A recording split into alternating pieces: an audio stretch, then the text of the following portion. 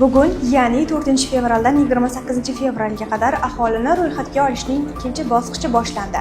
Ushbu bosqichda ro'yxatga oluvchilar, ya'ni mahalla vakillari, xonadonma-xonadon yurib, ma'lumotlarni planshet qurilmalari orqali elektron tizimga kiritadilar. Agar xonadoningizga kelgan registratorga nisbatan shubha tug'ilsa, undan xizmat bejigini ko'rsatishni talab qilish lozim. Albatta, har bir ro'yxatga oluvchi xodimning maxsus guvohnomasi bejiki bo'ladi. Yelkada osib yuriladigan maxsus sumkasi bo'ladi. Ularning qo'lida ro'yxatga olish dasturi o'rnatilgan maxsus planshet bo'ladi. Bejikdagi QR kod orqali registrator haqidagi ma'lumotlarni tekshirishingiz mumkin. Ushbu ma'lumotlar yagona bazaga kiritiladi.